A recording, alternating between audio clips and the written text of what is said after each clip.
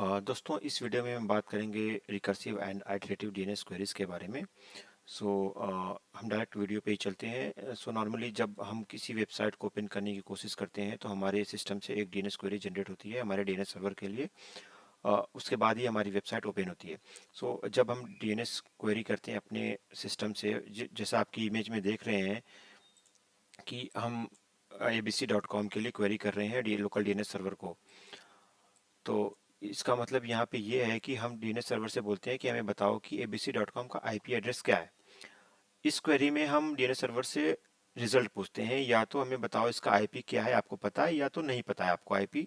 सिर्फ एक रिजल्ट दो, हमें कोई रेफरेंस नहीं चाहिए कि आप हमें रिडायरेक्ट कर दो किसी दूसरे सर्वर के पास, या आप बोल दो कि मेरे पास ये डिटेल नहीं है, आप किसी दूसरे डीएनएस सर्वर से कांटेक्ट करो। तो ये ऑप्शन यहाँ पे रिकर्सिव क्वेरी में ये ऑप्शन नहीं होता। इसमें हमें या तो रिजल्ट चाहिए यस और नो को।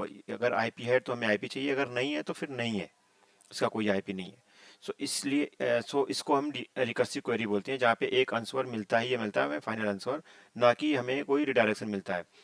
आप इसको और बेहतर समझ पाएंगे अगर जैसे ही हम आइटरेटिव की बात करेंगे तो आप इसको और बेहतर से भी समझ पाएंगे। सो आप रिकर्सिव क्वेरी जब हमारे लोकल डीएनएस सर्वर के पास जाती है, लोकल डीएनएस सर्वर आपका लोकली होस्ट डीएनएस सर्वर हो सकता है, या फिर नॉर्मली जो गूगल का हम 8.8.8 यूज़ करते हैं वो भी डीएनएस सर्वर लोकल ही हम यहाँ पे कहेंगे, क्योंकि हम इसको as a local DNS server use करते हैं।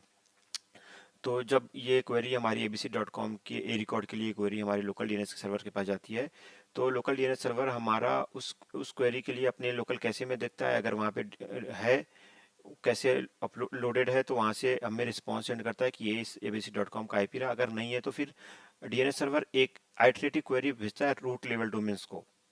रूट लेवल डोमेन जो सर्वर होते हैं डीएनएस सर्वर, इनके पास डोमेन का कोई डेटा नहीं होता, बट इंस्टेड इनके पास टॉप लेवल डोमेन का डेटा होता है। जो हमारा एग्जाम्पल डोमेन है abc.com का, इसका टॉप लेवल डोमेन .com है।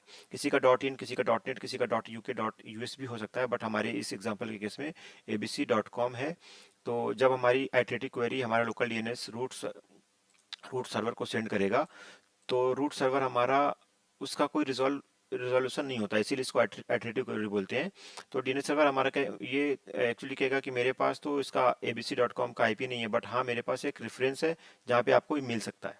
तो ये रूट लेवल जो सर्वर है डीएनएस सर्वर, वो एक लिस्ट सेंड करेगा जितने भी टॉप लेवल डोमेन .com के हैं, उनकी एक लिस्ट सेंड करेगा हमारे लोकल डीएनएस सर्वर के पास। फिर हमारा लोकल डीएनएस सर्वर उसमें से जो लिस्ट मिलेगी उसमें से किसी एक डोमेन सर्वर को, जो .com डोमेन सर्वर होगा डीएनएस सर्वर, उसको संपर्क करेगा और वहाँ से पूछेगा कि ये मुझे इस चीज़ का आईपी एड्रेस चाहिए, इस चीज़ का डीएनएस रिजॉल्व करना है, मुझे डीएनएस क्वेरी है। तो जो डॉट कॉम डीएनएस सर्वर थे उनके पास भी इसका डेटा नहीं होता कि abc.com का आईपी क्या है। इंस्टेड ये कहेगा कि मेरे पास ऑथोरिटेटिव डीएनएस सर्वर है जहाँ पे abc.com हॉस्टेड है, जो abc.com का डेटाबेस मैनेज करता है। तो ये उसको जितने भी सर्वर abc.com यूज़ कर रहा होगा, एक दो तीन या अधिक उससे ज़्यादा, उनकी एक लिस्ट सेंड करेगा हमारे लाइक लोकल डीएनएस सर्वर को। फिर लोकल डीएनएस सर्वर हमारा उस लिस्ट में से किसी एक डीएनएस सर्वर को कांटेक्ट करेगा और पूछेगा कि मुझे abc.com का डीएनएस रिकॉर्ड चाहिए। तो वो हमारा जो लास्ट सर्वर होता है जिसको हमारा लोकल डीएनएस कांटेक्ट करता है, वो अथॉरिटेटिव डीएनएस सर्वर होता है। अथॉरिटेटिव मतलब कि abc.com को मैनेज करने वाला सर्वर, जिसके पास डेटाबेस होता है abc.com। कुछ भी चेंजेस अगर इसके डीएनएस रिकॉर्ड में करने होंगे तो वो abc.com का अथॉरिटेटिव डीएनएस सर्वर ही करेगा। इसके पास ऑब्वियसली सारी डिटेल्स होती हैं, और ये उस क्वेरी को जो हमारी लोकल डीएनएस सर्वर से authority DNS server iterative query होगी, उसको रिजॉल्व करके लोकल डीएनएस को एग्जैक्ट डेटा जो हमें चाहिए था वो देगा। फिर उसके बाद हमारा लोकल डीएनएस सर्वर उस आंसर को हमारे क्लाइंट के पास, जो हमारा ब्राउजर है, उसको सेंड करेगा, और इस तरह से एक डीएनएस क्वेरी रिजॉल्व हो जाती है। एक बार फिर से मैं रिकॉल कर देता हूँ। इसमें रिकर्सिव क्वेरीज जो होती है वो नॉर्मली हमारे क्लाइंट और लोकल डीएनएस सर्वर के बीच में होती है, जिसमें हम एक full and final answer expect करते हैं, आइदर यस और नो, आइदर आईपी और देयर इज नो आईपी।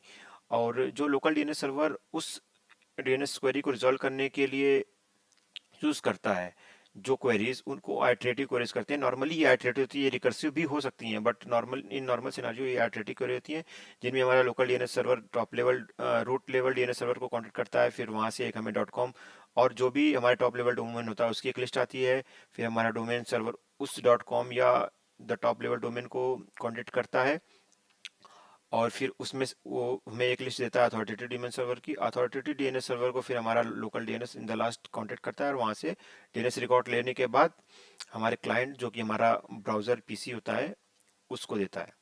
दोस्तों उम्मीद है कि आप इसको समझ पाए हैं। आगे भी मैं इस तरह की वीडियो बनाता रहूँगा। आपसे गुजारिश है कि आप बेल आइकन को क्लिक करें और सब्सक्राइब की बटन दबा लें।